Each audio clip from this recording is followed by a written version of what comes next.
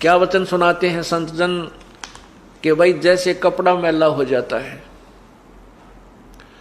उस कपड़े के मैल को साफ करने के लिए कई विधि अपनाता है धोबी। कुछ तो मैल ऐसे होते हैं, कुछ तो मैल ऐसा होता है जो केवल पानी में धोन मात्र से समाप्त हो जाता है।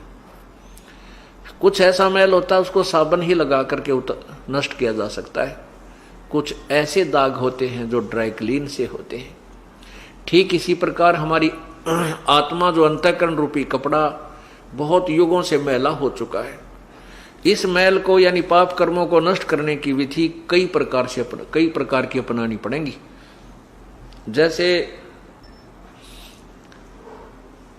जैसे रोगी डॉक्टर के पास जाता है, डॉक्टर उसको पीने की दवाई अलग से देता है, कैप्सूल न्यारे देगा, गोली अलग से देगा और फिर मालिश की दवाई अलग से देता है।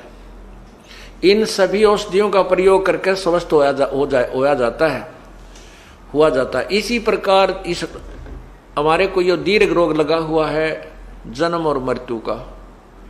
इस जन्म मृत्यु के रोग को काटने के लिए हमें कई प्रकार की उपचार अर्थात कई प्रकार की उपासना जैसे जैसे भी विधि है वो सब अपनानी पड़ती है। इसलिए हमारे ऊपर जो पाप कर्मों का धब्बे लगे हैं, दाग लगे हैं, मैल चढ़ा हुआ है, उसको काटने के कई तरीके बताए। जैसा आपने कल यजुर्वेद में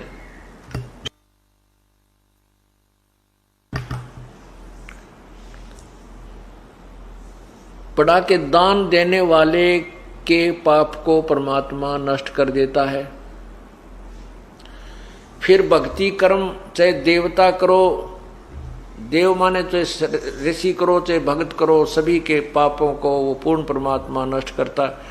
इसी प्रकार जैसे कुछ तो पाप ऐसे हमारे सेवा से कटेंगे।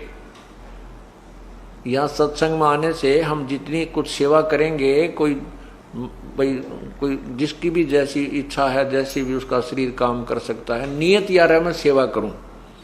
यहाँ पर केवल एक प्रभुता की भूख लेकर नहीं आवे, एक रोगी बनकर आवे।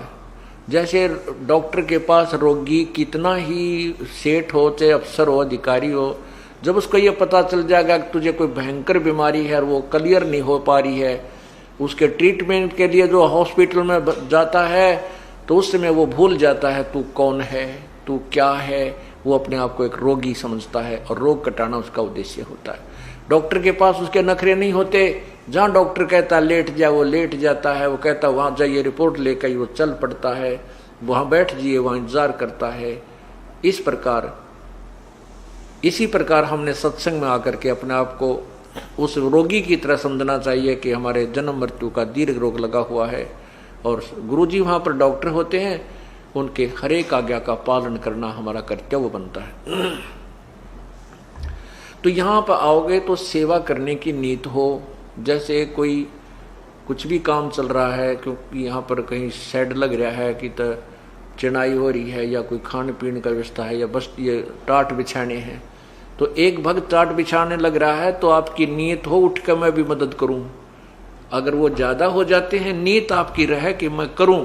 अगर आपका समय नहीं मिलता है, आपको नहीं और भक्त काफ़ी कर रहे हैं, आप चेष्टा भी करते हो करने की, नहीं भी अवसर मिलता है, आपकी नीयत है सेवा करने की, तो आपकी वो सेवा परमात्मा के चरणों में गिनती हो जाएगी कि इसकी नीयत है करने की, तो आपकी सेवा ही काउंट हो जाएगी। वो सेवा में ही आपका वो लिखा जाता है कर्म। भाव ये है कहने का कि नो शर्म नहीं मानना कि मैं इतना बड़ा अधिकारी हूँ या बड़ा सेठ हूँ या मैं नो हूँ, मैं मैं बिछाऊंगा वरना शर्म आओगी। हो सकता है 1 2 3 बार आने में तो कुछ दिन ये महसूस हो सकता है, फिर बार बार आओगे तो वो मरोड़ भी खत्म हो जाएगी, क्योंकि ये मरोड़ खत्म करें पार पड़ेगी। तो इस प्रकार कोई किसी प्रकार की भी सेवा है, उस सेवा से भी हमारे कुछ पाप नष्ट होते हैं। दूसरा यह है कि हम जो सुबह शाम दोपहर के नित्यनेम करते हैं, यह ज्ञान यज्ञ है, ये सत्संग है, यह ज्ञान यज्ञ है, एक धर्म यज्ञ है। जो भंडारा चल रहा है परमात्मा के, हंस आते हैं, सदा व्रत दिन रात चलता है यहाँ भगवान का। ये इसमें जिस चीज का भी जो सहयोग है वो धर्म यज्ञ हो रही है। किसी का 1 रुपया, किसी के 100 रुपये, किसी के 1000 रुपये, किसी के 10,000, किसी के लाख, उनकी उसी रेशो में आपको पुण्य मिल रहा है। ये धर्म यज्ञ है। एक यहाँ पर हवन यज्ञ चल रही है, जो हमने ज्योति जगा रखी है। जितने पाठ चलते हैं प्रत्येक की एक ज्योति जगाते हैं। एक ज्योति में लगभग 3 दिन के अंदर 1 किलो घी, 750 ग्राम घी, अच्छी मोटी ज्योति बन जाता 1.25 किलो घी भी लग जाता है। अब ये तो 5 दिन चलेगा।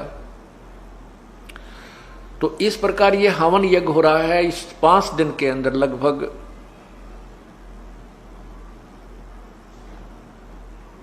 जो है सैकड़ों किलो घी यहां पर हवन होगा। वो आप ही को क्रेडिट मिलेगा उसका। तो ये कुछ यज्ञ, ये 5 यज्ञ करनी होती है। एक यज्ञ है धर्म की, दूसरी यज्ञ ध्यान, तीसरी यज्ञ हवन की, चौथी यज्ञ प्रणाम और 5वीं यज्ञ या ज्ञान की। आप आते हो दंडोत प्रणाम करते हो, ये भी एक यज्ञ है, ये भी एक आपका अनुष्ठान हो रहा है। और एक ध्यान यज्ञ, आप 2-3 दिन, 1 हफ्ता पहले अपने काम को आगे पीछे करने की जो है ना चिंता करते हो कि सत्संग में जाना है, सत्संग में जाना। ये ध्यान आपका वहां से शुरू होगा, ध्यान यज्ञ। और फिर यहाँ आकर के भगवान की आपको रह रह के याद आती है, वचन सुनते हो, आपकी आत्मा के अंदर वो चोट लगती है, वो जहाँ पर मैल होता है वो हट जाता है, आत्मा परमात्मा की तरफ ध्यान जाता है। ये भी एक यज्ञ आपकी पैरेलल होती है। ये ज्ञान यज्ञ जो आपको सुनाया जा रहा है ये ज्ञान है, और ये अखंड पाठ भगवान की अमृतवाणी का चल रहा है, ये भी ज्ञान यज्ञ में ही होता है। तो इस प्रकार ये सभी और फिर जो ज्यादा धब्बे हैं आपके ऊपर लगे हुए, वो मंत्र रूपी ड्राई क्लीन से आपके साफ किए जाएंगे।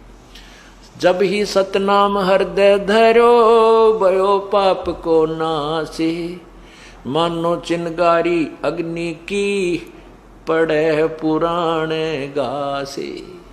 ये पुराना घास या पहले के पाप कर्म जो संचित कर्म हमारे हैं और ये प्रारब्ध में लिखे हैं, ये एक ऐसा घास जानो, पुराना घास, सूखा घास, और उसमें एक माचिस की सींक लगा कर जलाकर उसमें डाल दीजिए, सबको जलाकर भस्म कर देगी, और फिर हवा चलेगी, उस राख को भी इधर उधर फेंक के कति नष्ट वष्ट कर देगी। इसी प्रकार ये सतनाम, सच्चा नाम जो है, इस नाम के भजन से, जाप से, पूरे गुरुते लेकर के आपके सभी पापों को नष्ट कर दिया जाएगा। तो कुछ पाप ये ऐसे हैं जो इस सत्यनाम से और सारनाम से कटेंगे। और ये तीनों ताप क्या होते हैं? कोई देव रुष्ट हो जा, कोई किसी पर जंतर मंत्र कर दे, गाल गलवा दे, टूना टोटका करवा देता है, और कोई किसी को शराप दे देता है, कोई देवता रूस गया, हमारी भैंस ने दूध ना दिया, हमारा खेड़े वाला बाबा रूस गया। तो ये परमात्मा का नाम लेने के बाद सब ठीक हो जाते हैं, कोई रुष्ट नहीं होता, ना ही कोई किसी का टूना टोटका हमारे नाम लिए प्राणी के ऊपर नहीं हो सकता, ये गारंटीड बात है। नहीं उस पर किसी के श्राप का असर होगा। यदि देखो हम गलती करेंगे नहीं, यदि हम गलती करेंगे तो फिर तो कोई भी गलती हमारे ऊपर अटैक कर सकता है। गलती का अर्थ है कि हम कोई नियम ना तोड़ें, फिर हमारे ऊपर कोई किसी का भी कोई प्रभाव नहीं हो सकता। तो इस प्रकार हमारी जो ये क्रिया है सत्संग में आकर हमें करनी चाहिए।